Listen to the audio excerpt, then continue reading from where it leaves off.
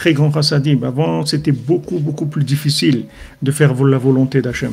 Aujourd'hui, on a beaucoup assisté, il y a beaucoup de facilité et il faut arrêter de vivre comme des pauvres. Il faut vivre avec la Emouna et de savoir que le tzaddik, il est très proche de nous et il est tout le temps en train de s'occuper de nous et de nous défendre chez Hachem. Alors, vous vous rendez compte, Rabbeinu l'a dit, jamais Hachem il m'a pris quelqu'un si j'ai pas fini de le réparer. Jamais. Même peut-être que je vous lirai cette histoire-là, c'est une histoire qui est assez longue, mais qui s'est passée à l'époque de Rabbeinu. Vous voyez qu'il y avait quelqu'un qui était malade et c'était un fils unique. Et son père, au début, il s'est pas rendu compte qu'il était gravement malade. Il croyait que c'était une maladie qui allait passer. Et Rabbeinu, il est venu dans la ville et le père, il a pas été insisté chez Rabbeinu pour lui demander une bracha, pour la refoua et tout. Alors,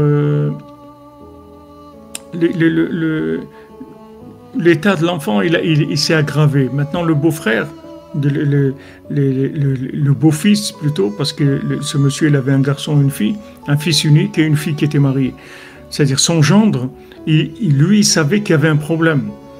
Que l'enfant, que son beau-frère, il était dans un état grave. Donc il a été chez Rabbeinu, il a insisté. Il a dit, écoutez, il faut faire quelque chose. Regardez, il est très malade et tout. Rabbeinu lui a dit, je peux rien faire. Et il a insisté. Et Rabbeinu lui a dit, regarde, n'insiste pas parce que si maintenant, pour qu'il vive lui, si tu veux qu'il vive, il va y avoir 13 personnes qui vont mourir à sa place. Alors, et dans ces 13-là, c'est possible que toi aussi tu sois dans ces 13. Donc, va, dis à ton beau-père qu'il ne s'inquiète pas, que je vais m'occuper de lui. Je m'occupe de lui, c'est tout. Il va mourir, mais je vais m'occuper de lui, qu'il ne s'inquiète pas, c'est tout. On voit Rabbeinu comment il s'occupe de chacun et chacune. Donc, il n'y a pas des angoisses à avoir. Il s'occupe de nous.